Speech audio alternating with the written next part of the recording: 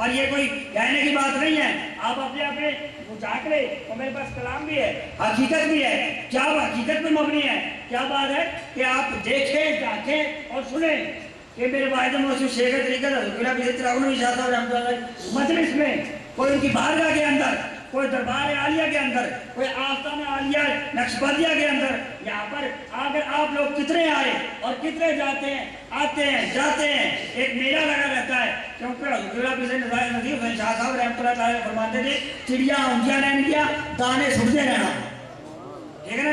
چڑیا اونچیاں رہن گیا دانے سٹتے رہنا، چڑیا اونچیاں رہن گیا دانے سٹتے رہنے ہیں، ٹھیک ہے نا نہیں؟ لیکن مقصد کہنے کا کتنے لوگ ہیں جو کوئی خالی آ جاتا ہے، سب جھولیاں بھر کے جاتے ہیں، اگر کوئی ایک آدھ ہو جاتا ہے تو اس کی خفیہ تدبیر ہے، وہ بھی جھولی بھر جاتی ہے۔ میرا ایک تناسب ہے کہ 90% لوگ اگر جھولیاں بھر کے جاتے ہیں، خدا کی قسم میرا ایک تناسب ہے کہ 90% لوگ اس آستانے سے جھولیاں بھر کے جاتے ہیں، اپنی دنیا بھی لے کے جاتے ہیں، دین بھی لے کے جاتے ہیں، کوئی خالی ہاتھ نہیں جاتا۔ میں برملا کہہ رہا ہوں، خدا گواہ ہے، ریکارڈ ہو رہا ہے، دیکھ لینا کیسے کر رہا ہے۔ بہرحال اس کے باوجود 10% لوگ ایسے ہیں، 10% لوگ ایسے ہیں جو کہ خالی ہاتھ جاتے ہیں۔ اگر کوئی خالی ہاتھ جاتا ہے تو وہ پیر صاحب پہ یہ نہیں ہے کہ کچھ نہیں ہے، قبروں کا راز جانتے تھے، تصرف تھا۔ اللہ تعالیٰ نے فرمایا ہمارے مرنے کے بعد کیا ہوا؟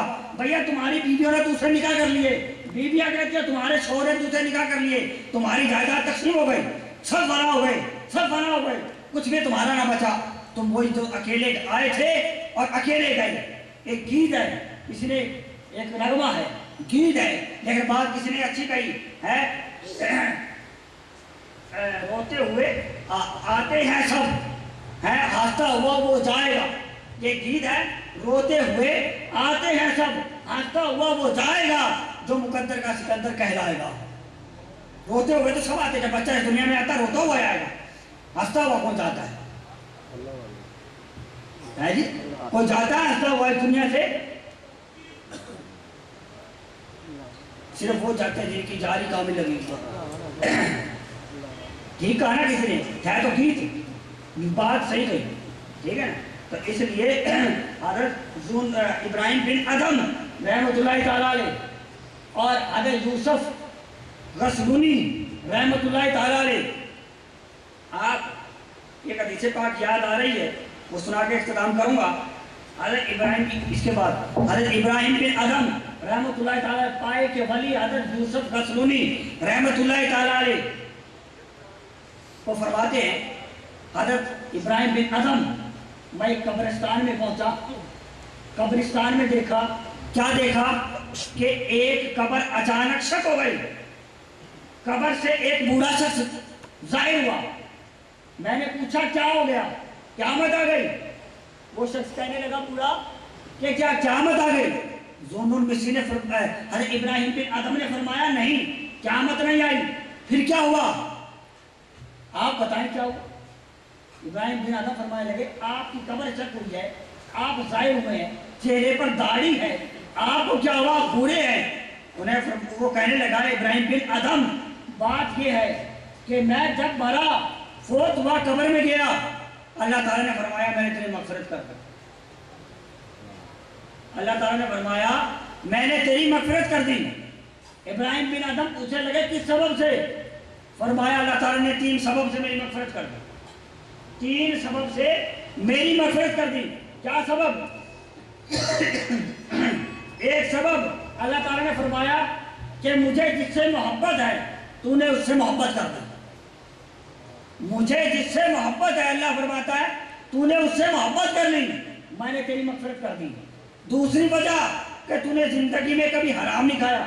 تیسری وجہ کہ جب تیری داڑھی ہوئی، جب تیری موت واقع ہوئی تو تیری داڑھی پر سفید بال تھے، میں نے ان کی حیا کر لی۔ تیری داڑھی کے سفید بال تھے، میں نے اس کی حیا کر لی۔ قبر شک بند ہو گئی، وہ شخص اندر چلا گیا۔ حضرت ابراہیم بن ادم حضرت یوسف غسلونی کو یہ بات بیان فرما رہے ہیں۔ حضرت یوسف غسلونی رحمۃ اللہ تعالیٰ علیہ کہتے ہیں ابراہیم بن ادم کیا آپ مجھے اس قبر کی زیارت کرا سکتے ہیں؟ تو آپ ابراہیم بن ادم فرماتے ہیں کہ اس قبر کی زیارت تو میں کرا دوں گا، مگر جس وجہ سے اس کی مغفرت ہوئی، پہلے وہ کام کر لے وہ بہتر ہے، بعد میں زیارت کر لی۔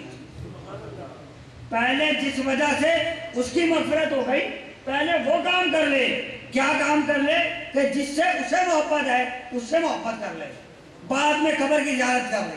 اس کی مغفرت بھی اس سبب سے ہوئی تھی کہ جس سے اسے محبت تھی اس نے اس سے محبت کی تھی، پھر اس لیے محبت اس کی ہو گئی تھی، تو پھر اللہ نے اس کی مغفرت کر دی تھی، یہ بعد میں کر لی۔ تو بہرحال ہمیں محبت ہے تو ہمیں کیا سے کیا بنا دیا اور کیا سے کیا ہو گئے ہیں۔ تو پھر کون آئے کون گئے، کتنے آئے کتنے گئے، اور سب نوازے گئے۔ فیض بڑھتا ہے یہاں سے، نور بڑھتا ہے یہاں سے، ہر شے بڑھتی ہے یہاں سے، دنیا ملتی ہے یہاں سے، قبر بڑھتی ہے یہاں سے، آخرت سمجھتی ہے یہاں سے۔ جو یہاں کے لگے ہیں ارے دائیں بائیں جائیں گے تو خدا کی قسم کچھ بھی حاصل نہیں ہوگا، میں قسم کھا کے کہا کچھ بھی حاصل نہیں ہوگا۔ ملنا ہے یہیں سے ملنا ہے، اپنے در پیر کے در سے ملنا ہے، جو نیت لے کے آؤ گا وہی ملے گا، کیونکہ کسی چیز کی کمی نہیں ہے۔ امام رویہ ایسے ہی تو نہیں بنا دیا، حضور غوث پاک رضی اللہ تعالیٰ کی نسبت ایسے ہی تو نہیں مل گئی۔ حضور غوث پاک کی دنیا بھی ملتی ہے آخرت بھی ملتی ہے۔ بات یاد آئی ہے تو شیر پڑھ لیں، پائے بھی رہتا ہوں۔ اسی ماحول میں دینا کو آلہ کر دیا دیکھو، جو کل تک تو